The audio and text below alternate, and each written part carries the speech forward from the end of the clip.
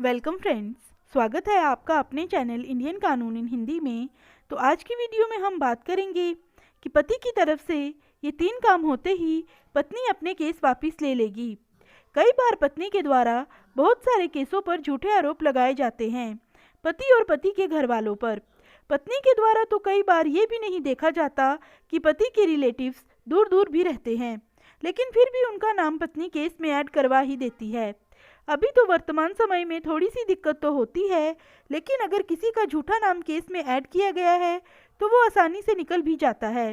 पहले ऐसा होता था कि जिनके नाम भी पत्नी केस में ऐड करवाती थी उनको सजा हो जाया करती थी, लेकिन वर्तमान समय में ऐसा संभव नहीं है।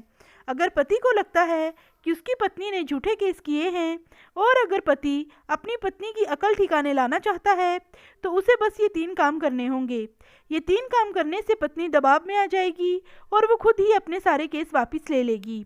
पहला काम, अगर पत्नी ने पति और उसके घर वालों, उसके रिश्तेदारों पर झूठा केस किया है तो कई बार रिश्तेदार दूर दूर के भी होते हैं, तो ऐसे में डिफामेशन का केस फाइल करें। इनका नाम जैसे ही केस से निकलता है, जैसे ही कोर्ट में चार्ज फ्रेम हो जाता है, केस पत्नी पर करना है और पत्नी दबाव में आ जाएगी। पति के साथ अगर गलत होता है, पत्नी किसी भी तरीके से अगर पति को धमकी देती है या फिर किसी के द्वारा धमकी दिलवाती है तो आईपीसी की सेक्शन 506 जबरदस्ती पैसे की वसूली 384 और ऑफेंस को देखते हुए और भी कई सेक्शंस ऐड करवाए जा सकते हैं। अगर पति के साथ मारपीट की गई हो तो आईपीसी की सेक्शन 323, अगर गंभीर चोट आई हो तो सेक्शन 324 या और भी सेक्शन ऑफेंस के अकॉर्डिंग ऐड करवाई जा सकती है। जान लेने की कोशिश की गई है तो आईपीसी की सेक्शन 307 भी ऐड करवाई जा सकती है। पति की कोई महत्वपूर्ण चीज़ जो सिर्फ पति की ही है लेकिन उसे पत्नी ले जा चुकी है तो आईपीसी की सेक्शन 406 की कार्रवाई भी पत्नी पर करवाई जा सकती है। ऐसे में पत्नी भी प्रेशर में आ जाएगी।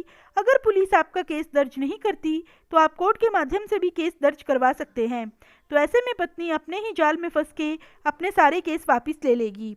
तो आई होप दोस्तों इस वीडियो में दी गई जानकारी आपको पसंद आई होगी।